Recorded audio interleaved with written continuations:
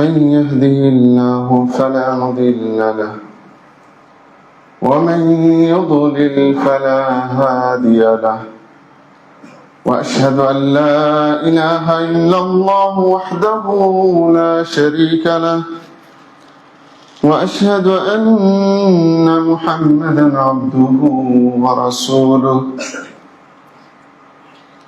أما بعد فإن خير الحديث كتاب الله وخير الهدي هدي محمد صلى الله عليه وسلم وشر الأمور محدثاتها وكل محدثة بدعة وكل بدعة ضلالة وكل ضلالة في النار.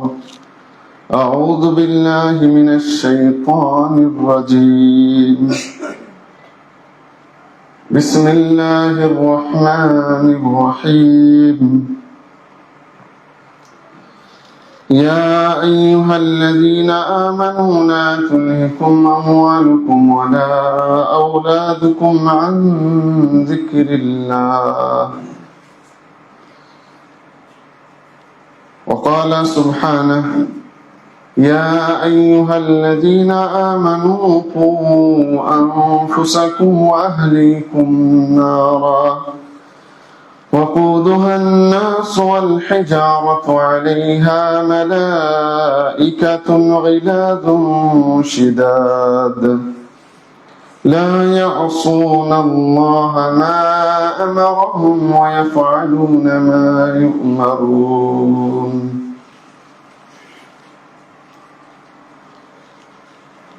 وقال النبي الأمين صلى الله عليه وسلم: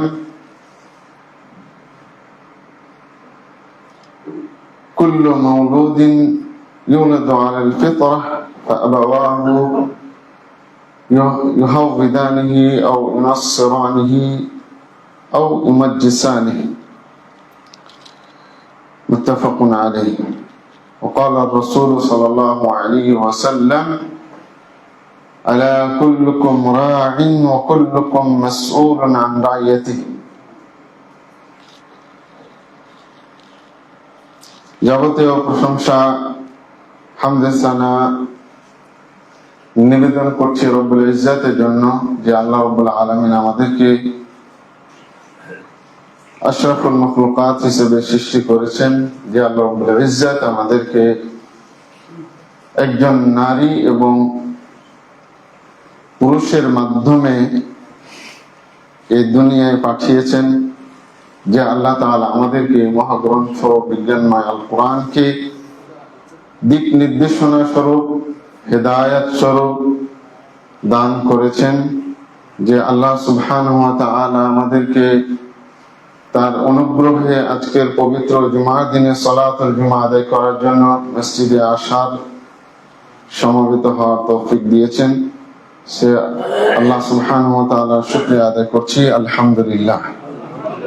দরুদ ও সালাম বর্ষিত হোক আমাদের প্রিয় নবী, শেষ নবী, সাইয়্যিদুল মুরসালিন, খাতামুন নবীন মুহাম্মদ বিন আব্দুল্লাহ সাল্লাল্লাহু আলাইহি ওয়াসাল্লামের প্রতি। আল্লাহুম্মা সাল্লি আলাইহি ওয়া বারিক আলাইহি। সম্মানিত উপস্থিত মুসাল্লিন ইকরাম, আজকে যে বিষয়টি সংক্ষিপ্ত জুমার খুতবা হিসেবে পেশ করার প্রয়াস পাবো, সেটি হচ্ছে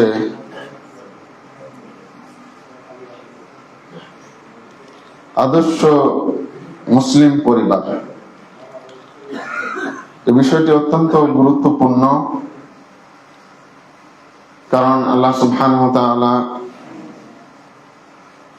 তার দ্বীনকে আমাদের উপর নাজিল করেছেন,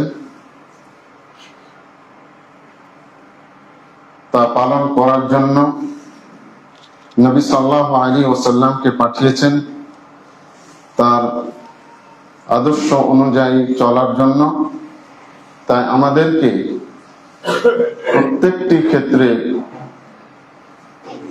আল্লাহ এবং তদীয় রাসূলের পদাঙ্ক অনুসরণ করে চলতে হবে। সেই ক্ষেত্রটা পারিবারিক হোক, সামাজিক হোক, রাষ্ট্রীয় হোক, যে কোনো বিষয় হোক না কেন, এটা অবশ্যই কোরআন এবং সহিহ সুন্নাহর আদর্শে হতে হবে। ইসলাম আমাদেরকে নবী সাল্লাল্লাহু আলাইহি ওয়াসাল্লামকে ওনার মাধ্যমে পাঠিয়েছেন, আমাদেরকে দিয়েছেন এজন্য যে আমরা যেন আল্লাহ রাসূল সাল্লাল্লাহু আলাইহি ওয়াসাল্লামের সবকিছুকে আমাদের সর্বক্ষেত্রে যেন পালন করে চলি, তবে আমাদের জন্য রয়েছে শান্তি, শৃঙ্খলা, নিরাপত্তা এবং আখিরাতে জাহান্নাম থেকে মুক্তি এবং জান্নাত প্রাপ্তি। পারিবারিক বিষয়টা অত্যন্ত গুরুত্বপূর্ণ। আমাদের নবী সাল্লাল্লাহু আলাইহি ওয়াসাল্লাম তার পরিবার ছিল, যেমন তার বংশীয় পরিবার, তেমনি ভাবে তার ব্যক্তিগত পরিবার, সব মিলিয়ে আমরা নবী সাল্লাল্লাহু আলাইহি ওয়াসাল্লামের মধ্যে আদর্শ খুঁজে পাই। আর নবী সাল্লাল্লাহু আলাইহি ওয়াসাল্লাম যে সকলের জন্য অনুকরণীয় ছিলেন এবং তিনি যে অনুকরণীয় কিয়ামত পর্যন্ত থাকবেন, এটা সার্টিফিকেট আল্লাহ সুবহানাহু ওয়া তাআলা নিজেই দিয়েছেন। আল্লাহ তাআলা কি বলেছেন? ওয়া ইন্নাকা লাআলা খুলুকিন আযীম। এবং আল্লাহ তাআলা আরো বলেছেন, লাকাদ কানা লাকুম ফি রাসূলিল্লাহি উসওয়াতুন হাসানাহ। আল্লাহ বলেছেন তোমাদের জন্য রয়েছে, তোমাদের রাসূলের মধ্যে উত্তম আদর্শ। সুতরাং আল্লাহ নবী সাল্লাল্লাহু আলাইহি সাল্লামের পারিবারিক জীবন থেকে আমাদের আদর্শগুলোকে গ্রহণ করতে হবে। পরিবার এত বেশি গুরুত্বপূর্ণ যে আল্লাহ তাআলা নিজে এটাকে ঘোষণা দিয়েছেন, ইয়া আইয়ুহান নাসু তাকু রাব্বাকুমুল্লাযী খালাকাকুম মিন নাফসিন ওয়াহিদা ওয়া খালাকা মিনহা যাওজাহা ওয়া বাসসা মিনহুমা রিজালান কাসীরান ওয়া নিসা। সূরা নিসার এই আয়াতটিতে আল্লাহ তাআলা প্রথমে বলছেন, হে মানুষ সকল, তোমরা ভয় করো তোমাদের রবকে। ইত্তাকু রাব্বাকুমুল্লাযী খালাকাকুম মিন নাফসিন ওয়াহিদা, যিনি তোমাদেরকে সৃষ্টি করেছেন এক আত্মা থেকে, একজন ব্যক্তি থেকে। ওয়া খালাকা মিনহা যাওজাহা, আর ওখান থেকে সৃষ্টি করেছেন যাকে? তার স্ত্রীকে। পরিবারটা কত গুরুত্বপূর্ণ চিন্তা করেছে। আদম আলাইহিস সালাতু ওয়াস সালাম, তাকে সৃষ্টি আল্লাহ নিজ হাতে করেছেন। তারপরে তার স্ত্রীকে তার পাঁজরের হাড় থেকে সৃষ্টি করেছে। তো পৃথিবীতে একজনই ব্যক্তি যাকে আল্লাহ রাব্বুল আলামিন বিভিন্ন মাটির, পৃথিবীর সমস্ত মাটির অংশ থেকে আল্লাহ তাআলা আদম আলাইহিস সালাতু ওয়াস সালামকে নিজ হাতে সৃষ্টি করেছে, আর তার থেকে তার স্ত্রীকে সৃষ্টি করেছে। এবং এই দুজন থেকে আল্লাহ তাআলা ওয়াবাসসা মিনহুমা রিজালান কাসীরান ওয়া নিসা, অনেক অনেক নারী পুরুষকে আল্লাহ তাআলা ছড়িয়ে দিয়েছেন এই দুজন থেকে। এই যে পরিবারের গুরুত্বটা আমরা এখান থেকে বুঝতে পারি। পৃথিবীতে যত মানুষ এসেছে, আসছে, সবাইকে পরিবারের মধ্যে দিয়ে আসতে হবে, স্বামী স্ত্রীর মাধ্যমে আসতে হবে। প্রত্যেক সন্তানকে আসতে হবে তার পিতা মাতার মাধ্যমে। তো এই জন্য পরিবারের বিষয়টা কোরআনুল কারীমের মধ্যে অনেক জায়গায় আল্লাহ তাআলা খুব গুরুত্ব দিয়ে উল্লেখ করেছেন।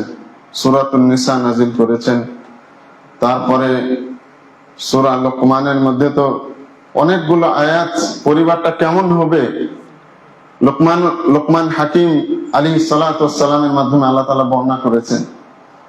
তারপরে আল্লাহ তাআলা সূরা আত-তাহরিমের 6 নম্বর আয়াত, ইয়া আইয়ুহান নাস ইয়া আইয়ুহাল্লাযীনা আমানু কু আনফুসাকুম, হে ঈমানদারগণ তোমরা নিজেদেরকে রক্ষা করো, ওয়া আহলিকুম, এবং তোমাদের পরিবারকে। তো এই যে বিষয়গুলো আল্লাহ তাআলা এত গুরুত্ব দিয়ে কেন বলেছেন, তার কারণ আছে। কারণ ইসলামের সাথে পরিবারের সম্পর্কটা ওতপ্রোতভাবে জড়িত। যদি পরিবার না থাকে, ইসলাম থাকবে না। পরিবার আছে তো ইসলাম আছে, পরিবার নাই ইসলাম। আর এই কারণে দেখবেন আন্তর্জাতিক ষড়যন্ত্রগুলোর অন্যতম একটা বড় অংশ হলো যে কোনো মূল্যে এই ইসলামকে যদি ধ্বংস করতে হয়, মুসলমানদের মধ্যে পারিবারিক বন্ধনটাকে ঢিলা করে দিতে হবে, হালকা করে দিতে হবে, ঠুনকা করে দিতে হবে। এদেরকে ধ্বংস করার জন্য যত ধরনের কলা কৌশল ষড়যন্ত্র করা দরকার ওরা করে যাচ্ছে। কিন্তু আল্লাহ তাআলা বলছেন পরিবারটাকে সুরক্ষিত রাখার জন্য আল্লাহ তাআলা নিজে আদর্শ ঘোষণা করেছেন, আদেশ দিয়েছেন, ওয়াকারনা ফি বুয়ুতিকুন্না ওয়ালা তাবাররাজনা তাবাররুজাল জাহিলিয়াতিল উলা। পরিবারের যে গুরুত্বপূর্ণ বিষয়টা, এটা ডিপেন্ড করে একজন নারীর উপর। আল্লাহ তাআলা বলছেন যে নারীরা কি বাড়িতে থাকবে? নারীরা তোমরা তোমাদের বাড়িতে থাকো, ওয়ালা তাবাররাজনা তাবাররুজাল জাহিলিয়াতিল উলা। আর তোমরা জাহিলি যুগের নারীদের মতো নিজেদেরকে বাইরে প্রদর্শন করো না। ওয়াকিমনাস সালাতা, তোমরা নামাজ কায়েম করো, ওয়াতিনাজ যাকাতা, যাকাত প্রদান করো। এটা আল্লাহ তাআলা বিশেষ করে নারীকে বলেছে। কেন? কারণ পরিবার তো গড়ে উঠে একজন নারী আর পুরুষকে দিয়ে। নারী যদি বিগড়ে যায় তাহলে কিন্তু পরিবারটা বিগড়ে যায়, অটোমেটিকলি ধ্বংস হয়ে যায়। তো আন্তর্জাতিক ষড়যন্ত্র বা পশ্চিমা ইহুদি খ্রিস্টানদের ষড়যন্ত্র কি হলো? এদের আল্লাহ বলেছে এদেরকে বাইরে নিষেধ করেছে, বাড়িতে থাকতে বলেছে। ওদের ষড়যন্ত্র অংশ হলো যে না, এদেরকে বাইর করতে হবে, তাহলে এরা ধ্বংস হয়ে যাবে, এদের পরিবার থাকবে না, ইসলাম অটোমেটিকলি থাকবে না। প্রিয় দিনী ভাইরা, এজন্য ইসলামের মানে ওতপ্রোতভাবে জড়িত এই পরিবারের বিষয়টা। আপনি যদি বলেন যে পরিবারের অপর নামই হলো ইসলাম, তাহলে ঠিক আছে, কোনো সমস্যা নাই। তো ইসলামে পরিবারের গুরুত্বটা এত বেশি যে বলা ভালো। পৃথিবীতে মানুষ পরিবার গড়ে তুলে, ইহুদি খ্রিস্টানরা গড়ে তুলে, এবং অন্যান্য ধর্মের লোকেরাও গড়ে তোলে। কিন্তু ইসলাম কেন এটাকে গুরুত্ব দিয়েছে বেশি? মুসলমানদেরকে কেন বারবার বলছে ইয়া আইয়ুহাল্লাযীনা আমানু কু আনফুসাকুম? এর কারণ হলো যে স্বামী স্ত্রীর মধ্যে যখন দ্বীনের চর্চা থাকবে না, ছেলে মেয়ের মাঝে যখন দ্বীনের চর্চা থাকবে না, পরিবারের মাঝে যখন দ্বীনের চর্চা থাকবে না, তখন অটোমেটিকলি ইসলামটা উঠে যাবে, দ্বীন উঠে যাবে, ধ্বংস হয়ে যাবে। আমরা যদি দেখি যে আল্লাহ রাব্বুল আলামিন এই পৃথিবীটাকে, আমি এর আগের জুম্মা কিয়ামতের আলামত সম্পর্কে বলছিলাম, আল্লাহ রাব্বুল ইজ্জত এই দুনিয়াটাকে কখন ধ্বংস করবে জানেন? ঈসা আলাইহিস সালাতু ওয়াস সালাম, ইমাম মাহদি, ওনারা আসবেন, 7 বছর শাসন করবেন এই দুনিয়াটা। তারপরে ওনারা যখন চলে যাবেন তখন পরিবার ভেঙে যাবে, এমন ভাবে ভেঙে যাবে, আর সেটা হলো জেনার মাধ্যমে। মানুষ জেনায় লিপ্ত হবে গাধার মতো। ইয়াতাহারাজুনা কামা তাহারুজুল হুমর। গাধা যেভাবে মিলিত হয় রাস্তায়, লজ্জা শরম বুঝে না, মানুষ জেনা ব্যভিচারে এত বেশি হয়ে যাবে যে ওরা ওইভাবে মিলবে।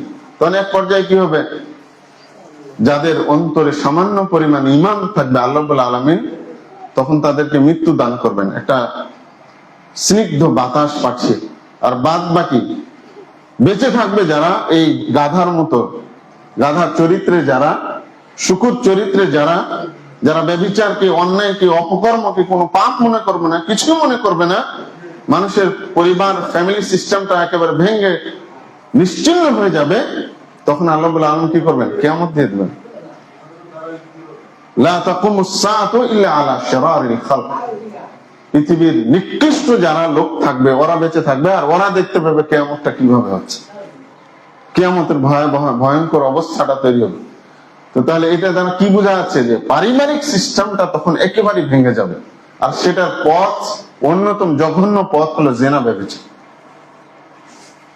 জেনা ব্যভিচার এত বেশি বেড়ে যাবে যে মানুষ আর মানুষের মতো থাকবে না, তার পশুর চাইতে নিকৃষ্ট হয়ে যাবে, পরিবার ভেঙে যাবে, ইসলাম থাকবে না, দ্বীন থাকবে না, খারাপ লোকগুলো থাকবে, তখন আল্লাহ রাব্বুল আলামিন কিয়ামত দিবেন।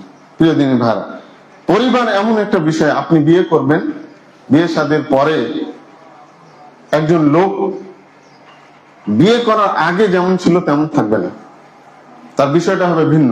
বিয়ে করার আগে যদি কোনো কারণে শয়তানের ওয়াসওয়াসায় যদি জেনা করে, তাহলে তার জন্য শাস্তি হলো কি 100 দররা। কিন্তু বিয়ের পরে যদি জেনা করে, তখন তার কি অবস্থা হবে? তার অবস্থাটা হলো খুবই ভয়ঙ্কর, মারাত্মক। প্রথম কথা হলো যে তার বেঁচে থাকার আর কোনো অধিকার থাকবে না। কোন নারী পুরুষ যদি বিয়ের পরে ব্যভিচারে জড়ায়, তখন তার বেঁচে থাকার আর কোনো অধিকার থাকবে না। তারপর তাকে মৃত্যুটা কিভাবে দিতে হবে? গুলি করে, হাসিতে লটকে, হাত পা কাটা এদিক ওদিক করে না, তার মৃত্যুটা অত্যন্ত যন্ত্রণাদায়ক, যা অন্য কোনো বিষয় না। একজন আরেকজনকে হত্যা করেছে, তাকে ওইভাবে হত্যা করতে হবে।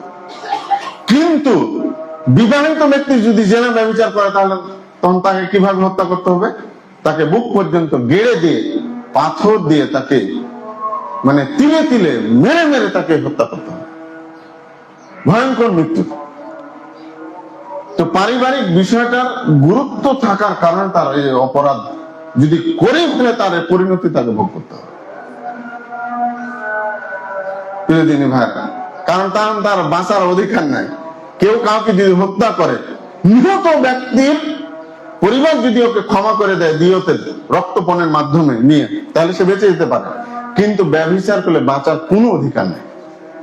আর তার মৃত্যুটা হবে মারাত্মক ডেঞ্জারাস, যাতে করে সকল মানুষ দেখে যে বিয়ে করার পরে জেনা যদি কেউ করে, তার কতটা ভয়ঙ্কর শাস্তি হতে পারে। এটা কিসের জন্য? পারিবারিক বন্ধনটাকে ঠিক করে রাখার জন্য। তারপরে বিয়ে করলো, কোনো কারণে যদি তালাক হয়ে যায়, একজন নারী কি সাথে সাথে বিয়ে করতে পারবে না? তাকে ইদ্যত পালন করতে হবে। কেন? পারিবারিক বন্ধনটাকে ঠিক রাখার জন্য। যদি এক স্বামী ছেড়ে দিল, সাথে সাথে পরের দিন যদি বিয়ে করে নিল, তারপরে সন্তান হলে সন্তানটা তার আগের স্বামী না বর্তমান স্বামী? বুঝতে পেরেছেন? এই পারিবারিক বন্ধনটাকে টিকিয়ে রাখার জন্য, প্রজন্মকে ঠিক রাখার জন্য করে। এই জন্য ইদ্যত তাকে অবশ্যই পালন করতে হবে। স্বামী যদি মারা যায়, তাহলে তাকে 4 মাস 10 দিন ইদ্যত পালন করতে হবে। কেন? এই সিস্টেম ঠিক রাখার জন্য, পারিবারিক ঠিক রাখার জন্য, বন্ধনটাকে। প্রিয়দিনী ভাইরা, তাছাড়া তালাকের বিষয়টা, তালাক যখন বিয়ে করে নিলেন, তালাক তখন আর হাসি তামসা থাকছে না। প্রথমত বিয়ে করতে হবে পরিবারটাকে ঠিক রাখার জন্য। আগে নিয়ত করবো না যে আমি বিয়ে করব, তারপরে কিছু লাইফ এনজয় করবো, তারপর তাকে ছেড়ে দেবো, ডিভোর্স দিয়ে দেবো। এটা কোনো নারীও নিয়ত করতে পারে না, পুরুষও করতে পারে না, এটা হারাম। এই নিয়তে যদি বিয়ে করে, বিয়েটাই হবে হারাম, যদি ওটা ইবাদত, যদি ওটা কি ইবাদত। তারপরে তালাক যদি দেয়, যখন তখন বলবে যে আমি তোমাকে 1 তালাক 2 তালাক 3 তালাক দিলাম, এটা বলার সুযোগ আছে না। আল্লাহ তাআলা এটা বলেই দিয়েছেন, আত-তালাকু মাররাতান, 2 বারে তালাক দিতে হবে। এক বৈঠকে তুমি 1 2 3 4 তালাক দিয়ে দিলাম, 100 তালাক যা তো 14 গোষ্ঠীকে তালাক দিয়ে দিলাম, হবে না। কিংবা আপনি হাসি তামাশা করে বলে দিলেন, রাগ করে একটা তালাক দিয়ে দিলেন। ইসলাম বলছে যে ভাবেই আপনি দেন, তালাক হবে, একটা তালাক হবে। তারপরে তাকে আবার আরেক তুহুরের পরে, তারপরে তখন আবার যখন সে তুহুর হবে রজস্রাবের পরে, তখন তাকে আবার একটা তালাক দিতে। ইসলাম এই জিনিসগুলোকে গুরুত্ব দিয়েছে কেন? পারিবারিক বন্ধনটাকে সুন্দর করে রাখার জন্য, ধরে রাখার জন্য, টিকিয়ে রাখার জন্য। প্রিয়দিনী ভাইরা, কিন্তু পশ্চিমা জগতে দেখবেন যে তারা বিয়ে করারই কোনো প্রয়োজন মনে করছে না। 1984 থেকে 2004 সালের একটা রিপোর্ট বলছে যে পশ্চিমাতে, ইউরোপ আমেরিকায় অবিবাহিত পুরুষের সংখ্যা 80%, অর্থাৎ যারা বিয়ে না করে সংসার করছে জেনার সম্পর্কের মাধ্যমে, এদের সংখ্যা হলো প্রায় 80। তাহলে এখন কোন পর্যায়ে গেছে চিন্তা করেছে? আর ইসলাম উদ্বুদ্ধ করেছে বিয়ের ব্যাপারে। আল্লাহ তাআলা কি বলছেন? ওয়া আনকিহুল আয়ামা, যারা বিপত্নিক তোমরা তাদেরকে বিয়ে দিয়ে দাও, আল্লাহ অর্ডার করছে। অবিবাহিত থাকার কোনো সুযোগ নাই। একজন লোক সাবালক হয়ে গেছে, তার শারীরিক আর্থিক সামর্থ্য আছে, তারপরে বিয়ে করছে না, ইসলাম এটাকে নিন্দা করেছে। এমনকি আমাদের সমাজে ইস্টাবলিশডদের নাম ধরে ইস্টাবলিশড হব, আগে প্রতিষ্ঠিত হব, তারপর বিয়ে করব, এরকমও কথা ইসলামে নিন্দা করেছে, নিষিদ্ধ। বিয়ে করতে হবে, আর অভিভাবকদের আল্লাহ অর্ডার করেছেন বিয়ে করিয়ে দিতে হবে তোমার ছেলেকে মেয়েকে। তারা যুবক যুবতী হয়ে গেছে।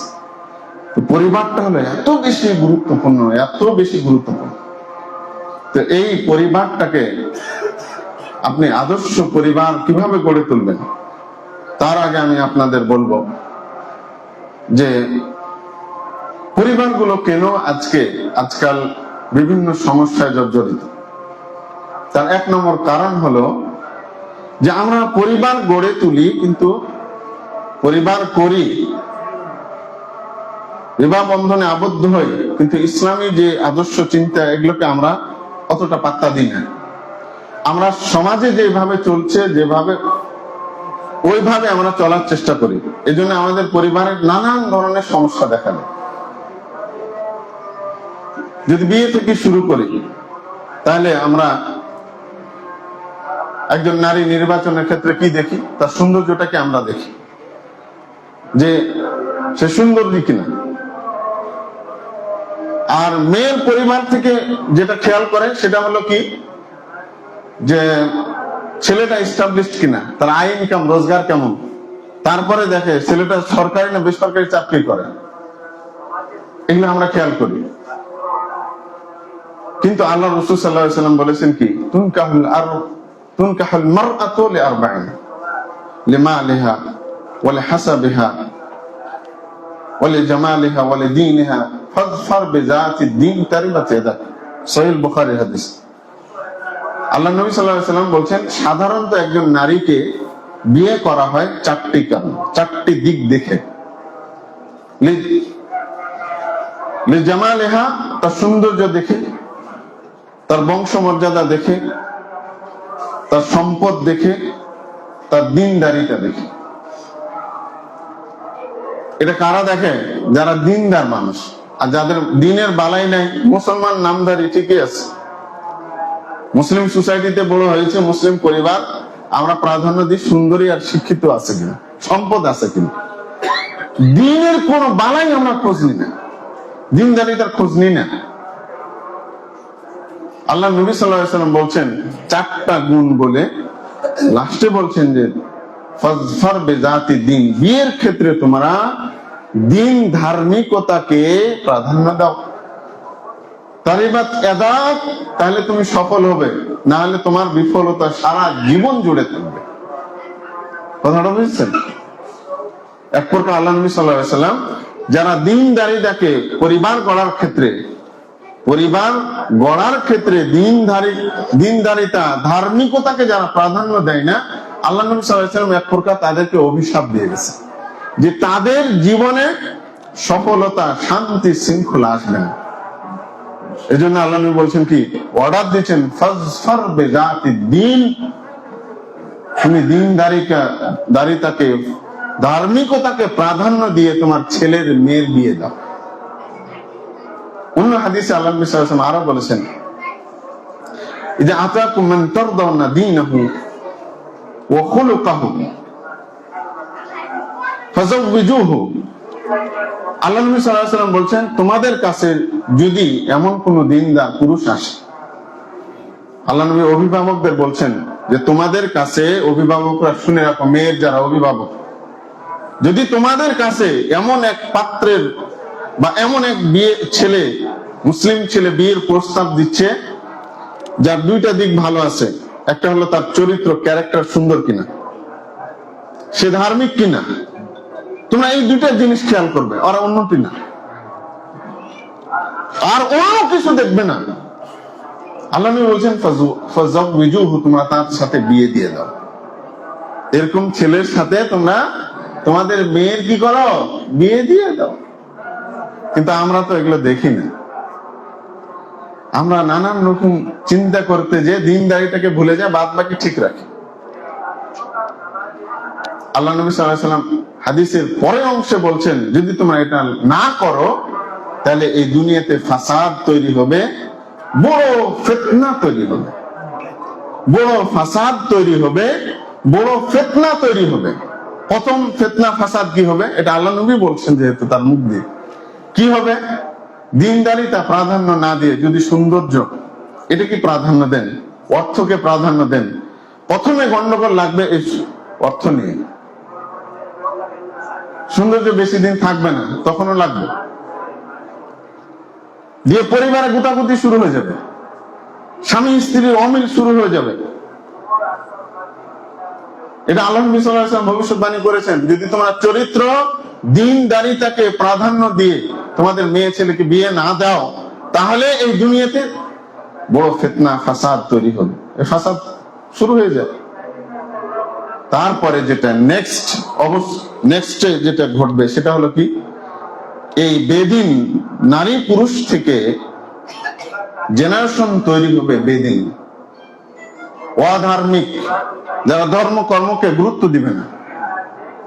তো আপনার মাধ্যমে কি হলো, আপনি অভিভাবক বাপ মা, আপনার মাধ্যমে কি হলো, আগামী 100 বছরের জন্য আপনি একটা নষ্ট ভ্রষ্ট জেনারেশন তৈরির পথ আপনি খুলে দিলেন। বুঝতে পেরেছেন আল্লাহ নবীর এই ভাষ্যের অর্থ কি? কারণ বাপ মা দিনদার না হলে সন্তান হয় না, সাধারণতই হয় না। কারণ বাপ মাকে সন্তানরা অনুকরণ করে, বিশেষ করে মাকে অনুকরণ করে। মা যদি দিনদার ধার্মিক না হয়, আল্লাহওয়ালি না হয়, তাহলে তাকে তার পেটে থাকে 9-10 মাস, তারপরে দুনিয়াতে এসে 5-6 বছর পর্যন্ত তার সাথে লেগে থাকে, তার দুধ খায়, তার সাথেই সব সময় তার চেহারা দেখে, তার ভাষা শিখে, প্রথমে সবকিছু। এজন্য মার সাথে খুব কানেক্টেড।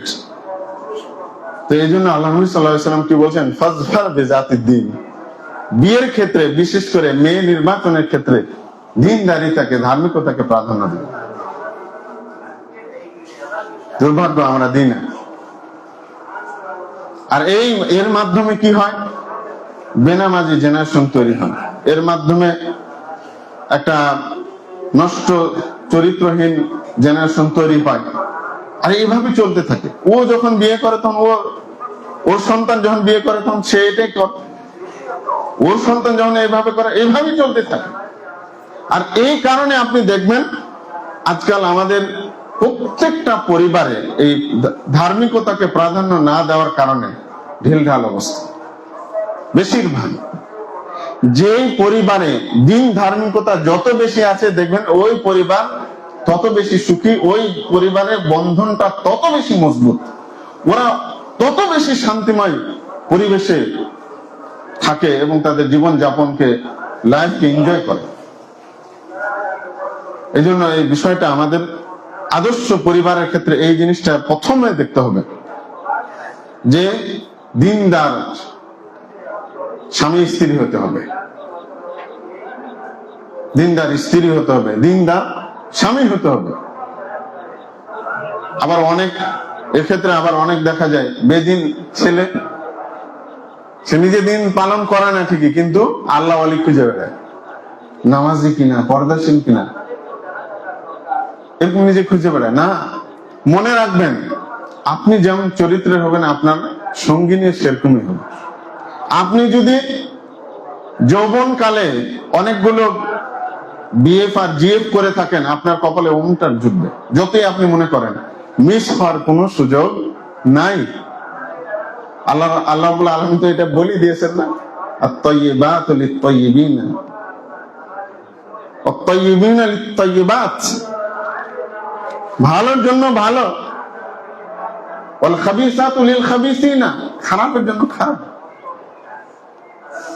এই জন্য আমাদের প্রিয় অভিভাবকরা আদর্শ পরিবার গড়ার জন্য প্রথম ধাপ হলো একজন দিনদার ধার্মিক সঙ্গিনী নির্বাচন করা, তাহলে আপনার সন্তান আদর্শবান হবে। এখানে ভুল করা যাবে না, নাহলে সবই ভুল হবে। প্রিয় দিনী ভাইরা, দিনদারিতা কেন বেশি দরকার? কারণ আল্লাহ রাব্বুল আলামিন ইমানদার ব্যক্তিকে অর্ডার করছেন, ইয়া আইয়ুহাল্লাযীনা আমানু কু আনফুসাকুম ওয়া আহলিকুম নারা। হে ইমানদারগণ, কু আনফুসাকুম, তোমরা নিজেদেরকে বাঁচাও, ওয়া আহলিকুম, এবং তোমার পরিবারকে বাঁচাও, নারা, আগুন থেকে। ওয়াকুদুহান নাস ওয়াল হিজারা, আল্লাহ আবার বলছেন আগুনটা কেমন হবে? এই আগুনের ইন্ধন হবে মানুষ আর পাথর। তারপরে আল্লাহ আরো বলছেন এই আগুনটা কত ভয়ঙ্কর হবে জানো? এই শাস্তি এই পরিবারের ক্ষেত্রে যারা ঢিলামি করে, দিনদারিতাকে প্রাধান্য না দেয়, জাহান্নাম থেকে বাঁচার উপায় শুরু থেকে যারা না খুঁজে, আল্লাহ এভাবে কঠোর ভাবে বলছেন। প্রথম বললেন যে জাহান্নামের আগুন থেকে। তারপরে আল্লাহ তাআলা কি বলছেন? এই জাহান্নামের লাকড়ি হবে, ইন্ধন হবে মানুষ আর পাথর। তারপরে আল্লাহ তাআলা আরো কঠোর করে এটাকে বুঝাতে চেয়েছেন, আলাইহা মালাইকাতুন গিলাযুন শিদাদ। আল্লাহ বলছেন যে এই পারিবারিক ক্ষেত্রে যারা উদাসীন, দিনদার, আল্লাহওয়ালা পরিবার যারা গড়ে না তুলে, জাহান্নাম থেকে বাঁচার যারা চেষ্টা না করে, তারা তো জাহান্নামে যাবে। আর এর ইন্ধন হবে মানুষ আর পাথর। আর এখানে নিযুক্ত থাকবে নির্দয় নিষ্ঠুর ফেরেশতারা। আলাইহা মালাইকাতুন গিলাযুন শিদাদুন। গিলাজ মানে হলো কঠোর, শিদাদ মানে হলো কঠোর। তো আল্লাহ তাআলা কেন বলেছেন? মানে এদের মধ্যে দয়া মায়া বলতে কিচ্ছু থাকবে না, এদেরকে জ্বালাবে, পুড়াবে যারা পরিবারের ক্ষেত্রে জাহান্নাম থেকে বাঁচানোর কোন পন্থা অবলম্বন করে না। এক্ষেত্রে আলী রাদিয়াল্লাহু আনহু তাফসীর করেছেন যে আল্লিমুল আদাবা ওয়াল ইলমা, তোমার সন্তানকে জাহান্নাম থেকে বাঁচাতে চাইলে, জাহান্নামের আগুন থেকে, এই ভয়ঙ্কর আগুন থেকে বাঁচাতে চাইলে কি করবে? তোমার সন্তানকে আদব শিষ্টাচার শিক্ষা দিবে। আদব শিষ্টাচার, আর কি শিক্ষা দিবে? ইলম শিক্ষা দিবে। ইলম বলতে কি? কোরআনের ইলম, হাদিসের ইলম তোমরা শিক্ষা দিবে। তাহলে কি তোমার সন্তানকে এবং তোমরা নিজেদেরকে জাহান্নামের আগুন থেকে, এই নির্দয় নিষ্ঠুর ফেরেশতার শাস্তি থেকে তোমরা নিজেদেরকে বাঁচাতে পারবে। তা আমাদের বাঁচানোর চেষ্টা করা উচিত না?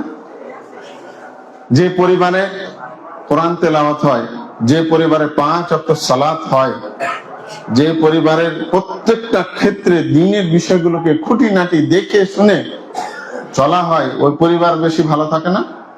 শান্তি আর শান্তি তাদের। সন্তানরা হয় সুন্দর চরিত্রের অধিকারী, বাপকে চিল্লা ফাল্লা করতে হয় না, বললেই বাস। কিন্তু আপনি যদি দিনদারিতা প্রাধান্য না দেন ভাই, আপনার বিপদ শুরু তখন থেকে। প্রথমত আপনার স্ত্রীর পরকীয়া হওয়ার সম্ভাবনা আছে।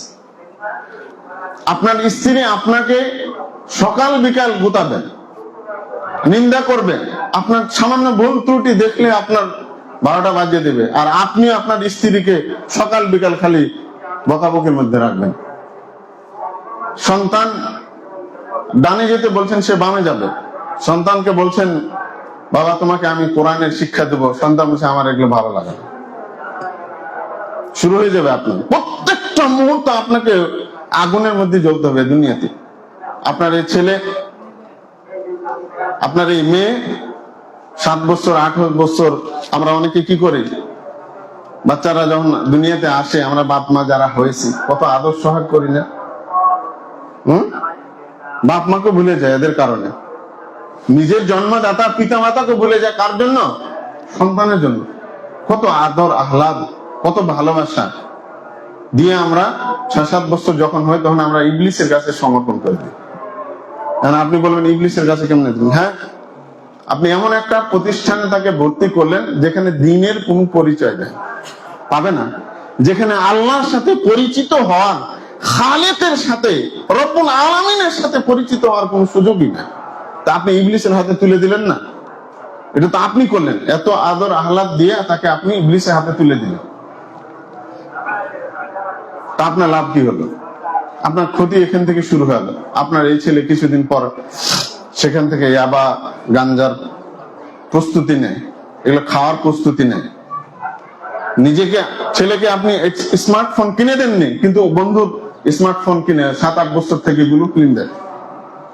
ফ্রি ফায়ার পাবজিতে আসক্ত হয়, মাদকাসক্ততে আসক্ত হয়ে যায়। কিন্তু আপনি আপনার সন্তানটাকে যদি ওই যে আল্লাহর ওয়ার্ডারটাকে যদি আপনি ফলো করতেন, গুরুত্ব দিতেন, তাহলে এটা সম্ভাবনা খুব কম। এমন না যে আপনি কোরআন হাদিস শিখতে দিলেন আর ছেলেটা একবার ফেরেশতা হয়ে গেল, এমন হতেই পারে। কারণ ইবলিসের কর্মসূচি থাকে ওখানে, কোথায়? যেখানে আপনার ছেলেকে কোরআন এবং হাদিস শিখতে দিয়েছেন, ওখানে তার কর্মসূচি। আর অন্য প্রতিষ্ঠানে আপনি তো দিয়েছেন তাকে ইবলিসের কাছে দিয়ে দিয়েছেন, অত কোলেই আছে। প্রিয় দিনী ভাইরা, এইভাবে কি শুরু হয়ে যায়। এক পর্যায়ে যখন আপনি কি হলেন, একেবারে দেখছেন নিরাশ, ছেলে কথা শুনে না, বেয়ারা হয়ে গেছে, বকাটাই হয়ে যাচ্ছে, তখন আপনি নিরাশ হচ্ছেন, হায় হুতাশ করছেন, কিন্তু তখন তো আর কিছু করার থাকে না। প্রিয় দিনী ভাইরা, এই জন্য একজন পিতামাতার কাছে সন্তানের অনেক বড় অধিকার, হক রয়েছে। এই হক গুলোকে যদি আপনি করেন, আল্লাহ রাসূল সাল্লাল্লাহু আলাইহি সাল্লামের পরবর্তী যুগে, অর্থাৎ ওমর বিন খাত্তাব রাদিয়াল্লাহু আনহুর আমলে, উনি তো অত্যন্ত প্রতাপশালী ব্যক্তি ছিলেন, আল্লাহওয়ালা, আল্লাহর ওলি ছিলেন। উনার কাছে বিচার নিয়ে এসছে এক বাপ, যে আমার ছেলে বেয়ারাম হয়ে গেছে, আমার কথা শোনে না, আমার অবাধ্য। ওমর রাদিয়াল্লাহু আনহু রেগে গিয়ে বললেন, ডাকো তোমার সন্তানকে, ডাকো। ডাকালেন, জিজ্ঞেস করলেন যে তুমি এরকম করো কেন? বুঝে খলিফাতুল মুসলিমিন, একজন সন্তানের কি হক রয়েছে, বাপ মার উপর কোন হক আছে নাকি? ওমর রাদিয়াল্লাহু আনহু বললেন, হ্যাঁ অবশ্যই আছে। কি কি হক? ওমর রাদিয়াল্লাহু আনহু বললেন, একজন সন্তানের পিতামাতার উপর হক, 1 নম্বর হলো যে তার একজন ভালো মা নির্বাচন করবে, দিনদার, আল্লাহ ওয়ালি, ধার্মিক একজন মা নির্বাচন করবে, এটা হলো প্রথম হক। দ্বিতীয় হক হলো সন্তান সে যখন জন্ম লাভ করবে, তখন বাপ মার উচিত হবে তার সুন্দর একটা আরবি অর্থবোধক ভালো নাম রাখবে। তারপরে পরের যেটা হক হলো সন্তানের পিতামাতার, সেটা হলো যে তাকে কিতাবুল্লাহ শিক্ষা দিবে, অর্থাৎ কোরআনের শিক্ষার ব্যবস্থা। তখন ওই ছেলেটি বললো যে আল্লাহ রাসূল, ওমর রাদিয়াল্লাহু আনহু খলিফাতুল মুসলিমিন, আমার বাপ মা তো এর কোনো দায়িত্বই পালন করেন। আমার বাবা যে আপনার কাছে বিচার দিয়েছে আমার বিরুদ্ধে, আমার বাবা তো এগুলোর কোনোটাই দায়িত্ব পালন করেনি। প্রথমত সে কি করেছে, আমাকে জন্ম দিয়েছে একটা নিগ্র হাবশির পেটে, একটা দাসীর, নিগ্র দাসীর পেটে আমাকে জন্ম দিয়েছে। এই আমার হক প্রথমে সে লঙ্ঘন করেছে। দ্বিতীয় হয়েছে যে আমার নাম রেখেছে জুয়াল, আমার এখানেও তো সে হককে বিনষ্ট করেছে, নষ্ট করেছে। জুয়াল, আমরা যেমন জুয়েল রাখি, মিন্টু আর পিন্টু নাম রাখি না, ঝন্টু, রেন্টু, এই যে এই প্রকৃতির নাম। তো বলছে যে খলিফাতুল মুসলিমিন আমার নাম রেখেছে জুয়াল। জুয়াল মানে কি? গোবরে পোকা, বুঝতে পেরেছেন? তা আমার ভালো একটা নামও রাখেনি। 3 নম্বর যেটা আমার অধিকারকে ধ্বংস করেছে, সেটা হলো আমাকে এখন পর্যন্ত কিতাবুল্লাহর একটা হরফ শিক্ষা দেন, কোরআনের একটা হরফ শিক্ষা দেন। ওমর রাদিয়াল্লাহু আনহু অত্যন্ত রাগী ছিলেন। ওই লোককে বললেন, তুমি নিজে আগে অবাধ্য করেছো, তোমার সন্তানের অধিকারকে তুমি নষ্ট করেছো, আর তুমি এখন আসছো ওর কাছ থেকে অধিকার নেওয়ার জন্য, আদায় করার জন্য, আর তুমি কামনা করছো যে তোমার সাথে সে ভালো ব্যবহার করবে। অসম্ভব, না, হবেই না। তুমি তো তার সাথে দুর্ব্যবহার করেছো, এই জন্য সে তোমার সাথে দুর্ব্যবহার করছে। প্রিয় দিনী ভাইরা, তা আমরা কি করি? আমরা আমাদের সন্তানকে এভাবেই করি না। একটু কিছু হলে পড়ালেখা আমরা মোবাইল তুলে দিই, একটু কিছু হলে তাকে বিশেষ করে অ্যান্ড্রয়েড মোবাইল তুলে দিই, টাকা হলে তো আইফোন তুলে দিই। এরগুলো অর্থ বুঝেন? এর মানে হলো তাকে ধ্বংসের পথে আপনি ছেড়ে দিলেন। ফেসবুকের প্রতিষ্ঠাতা মার্ক জোগার ও কি করেছে জানেন? ও বলছে যে আমার সন্তানকে 16 থেকে 18 বছর আগে মোবাইল নিয়ে দিতাম। আইফোনের আবিষ্কর্তা মালিক যে, সে বলছে যে আমার সন্তানকে আমি 18 বছর আগে মোবাইল তার হাতে দিব। ওরা কিন্তু আবার ধ্বংসের পথ একবার ছড়িয়ে দিয়েছে সারা দুনিয়া, কিন্তু নিজের সন্তানের ক্ষেত্রে তারা কতটা সচেতন আপনি চিন্তা করেছেন? তো আপনি কেমন বাপ হলেন যে আপনার সন্তানের হাতে তুলে দিচ্ছেন একটা অ্যান্ড্রয়েড মোবাইল? ও কি করবে? ওর কাজ কি আপনি বলেন? সরকার যদি নৌকা বোঝাই করে আপনাকে ডুবিয়ে দেন, এর মানে কি আপনি ওখানে আত্মহত্যা করতে যাবেন? আপনার বিবেক দিয়ে চলতে হবে। আপনার পরিবার, এখানে আপনি হলেন রাষ্ট্রনায়ক, এখানে আপনি হলেন পরিবারের কর্তা। আপনাকে নির্ধারণ করতে হবে আপনার সন্তানকে কিভাবে আপনি দিনের পথে চালাবেন, কিভাবে তাকে পরিচালনা করলে একজন আদর্শ সন্তান এবং আপনি একটা আদর্শ পরিবার কিভাবে পাবেন, এই চিন্তা করবেন।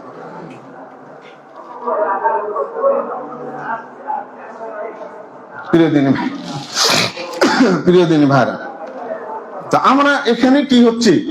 গাফেলতি করে, এই জন্য সমস্যা হয়।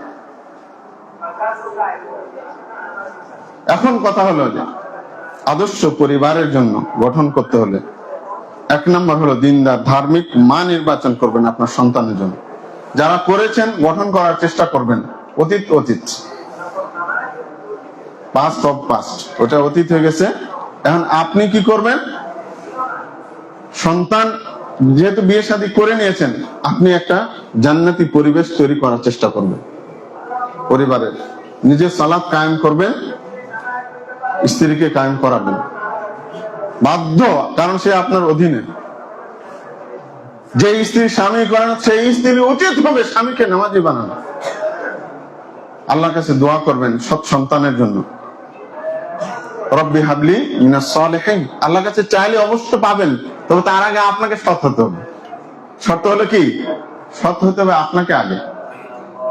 রব্বানা হাব লানা মিন আজওয়াজিনা ওয়া যুররিয়াতিনা কুররাতা আয়ুন, এটা আল্লাহ তাআলা শিখিয়ে দিয়েছেন না কোরআনে? হে আমাদের রব, আপনি আমাদেরকে দান করেন কি? স্ত্রী সন্তান, এমন স্ত্রী সন্তান কুররাতা আয়ুন, যারা হবে আমার চক্ষু শীতলকারী, হৃদয় জুড়িয়ে যাবে, চোখ ঠান্ডা হয়ে যাবে তা দেখে। এরকম পরিবার আল্লাহর কাছে কামনা করবেন। সকাল সন্ধ্যা কোরআন তেলাওয়াত করার চেষ্টা করবেন। অনলাইনে অফলাইনে কোরআন শিক্ষার ক্ষেত্র পরিবেশের অভাব নেই, আপনি শিখার চেষ্টা করবেন। একটা হাদিস সকাল সন্ধ্যা নিজেই করবেন, স্ত্রী সন্তানকে শিখাবেন। এটা বেশি বড় শিক্ষক। আপনার সন্তানের জন্য প্রত্যেকটা পিতামাতা শুনে রাখেন, আপনাদের চাইতে বড় শিক্ষক পৃথিবীতে আপনার সন্তান আর কোথাও খুঁজে পাবেন। আপনি হলেন বড় শিক্ষক, আদর্শবান, সবচেয়ে গ্রহণযোগ্য শিক্ষক হলেন আপনি। আমরা এখানে ভুল করি, আমরা মনে করি মাদ্রাসায় দিয়ে দিয়েছি বাস, একদিক দিয়ে ঢুকালাম আর একদিক দিয়ে একবার আলেম হয়ে রবেয়া বসরি বা হাসান বসরি বাইরে চলে এলো না। এটা আপনাকে গঠন করতে হবে প্রিয় ভাইরা, পরিবার থেকে এটা গড়ে তুলতে হবে। বড়কে সম্মান করা, সালাম দেওয়া, বিনয়ী আচরণ, পিতামাতাকে আচরণ আপনার কাছ থেকে শিখবে। আপনি যদি আপনার পিতামাতার সাথে খারাপ ব্যবহার করেন, আপনার পিতামাতার বদনাম করেন আপনার সন্তানের সামনে, তা আপনার সন্তান কেমন হবে? ও যখন বড় হবে তখন আপনাকে এগুলোই করবে, কারণ আপনি তাকে টিচিং দিচ্ছেন, আপনি শিখাচ্ছেন। এজন্য খবরদার, পিতামাতাকে কখনো, যত খারাপ হোক আপনার বাপ মা, আপনার সন্তানের সামনে আপনার পিতামাতার বদনাম কখনো করবেন না। বড়কে শ্রদ্ধা করার এই অভ্যাসটা শিখাবেন আপনি। সালাম দেওয়ার অভ্যাসটা শিখাবেন। খাওয়ার আগে বিসমিল্লাহ, পরে আলহামদুলিল্লাহ, এগুলো শিখাবেন। কেউ যদি একটা ভালো কিছু করে তাকে শিখাবেন জাযাকাল্লাহু খায়রান বলতে হয়। সিঁড়ি দিয়ে উঠলে সুবহানাল্লাহ, আল্লাহু আকবার, নামার সময় এগুলো বলতে হয়, এগুলো শিখাইতে হয়। এগুলো আপনার কাছ থেকে শিখবে। এর শিক্ষা, এগুলো শিক্ষার জন্য কোন শিক্ষকের কাছ থেকে শিখবে না, যতটা আপনি শিখালে সে শিখবে। প্রিয় দিনী ভাইরা, তো আমাদেরকে এগুলো গুরুত্ব দিতে হবে। তারপরে ভালো মা, তারপরে তার একটা সুন্দর নাম। 7ম দিনে সামর্থ্য থাকলে আকিকা দিবেন, ছেলের জন্য 2টা, মেয়ের জন্য একটা খাসি কুরবানি করবেন, মা অবশ্যই তাকে 2 বছর দুধ পান করাবে, এটা হলো তার অধিকার। তার সুন্দর স্বাস্থ্যকে ঠিক রাখার জন্য খাওয়াবে না দুধ, এটা অন্যায়। এবং এটা ব্রেস্ট ক্যান্সারের অন্যতম কারণ। যারা বেশি নিজেকে স্মার্টলি প্রকাশ করতে যায়, সন্তানকে তার অধিকার থেকে, দুধ পান থেকে বঞ্চিত করে, তাদের এগুলো এখন গজব। এই গজব শুরু হয়েছে পশ্চিমাতে, ওই গজবের ঢেউ আমাদের বাংলাদেশেও ছড়িয়ে গেছে অলরেডি। প্রিয় দিনী ভাইরা, যা হোক, রোগ ব্যাধি তো আল্লাহ সুবহানাহু ওয়া তাআলার পক্ষ থেকে আসে, তো আমাদের এইগুলো খেয়াল করতে হবে। তারপরে আপনার সন্তান যখন কথা বলা শিখবে, কি শেখাবেন? আল্লাহ কোথায়, আল্লাহর পরিচয়। বাবা, আমাকে, তোমাকে, এই যে যা কিছু দেখছো, এই যে আপনার সন্তানটাকে শিখান যে চাঁদ মামা এই চাঁদটাকে সৃষ্টি করেছে, আসমানকে সৃষ্টি করেছে, রবের সাথে পরিচয় করিয়ে দেবেন যে বাবা, আমাদের সকলের সৃষ্টিকর্তা কে? আল্লাহ। এই বাক্যটা তার মুখ থেকে প্রথম বের করবেন। আপনি এবিসিডি তাকে গুতায় গুতায় বাইর করবেন, এটা চেষ্টা করবেন। সন্তানকে আল্লাহ রাব্বুল আলামিন সম্পর্কে ধারণা দিবেন। লা ইলাহা, কালিমাতুত তাওহীদের শিক্ষা দিবেন। লা ইলাহা ইল্লাল্লাহ, এই বাক্যটা শিক্ষা দিবেন। বুঝতে পেরেছেন? তারপরে যখন সে আরেকটু বড় হবে, তাকে শিরকের বিষয়ে শিক্ষা দিবেন। শিরক কি, তাওহীদ কি। লোকমান আলাইহিস সালাতু ওয়াস সালাম বলছেন না তার সন্তানকে, ইয়া বুনাইয়া লা তুশরিক বিল্লাহ ইন্নাশ শিরকা লাযুলমুন আযীম।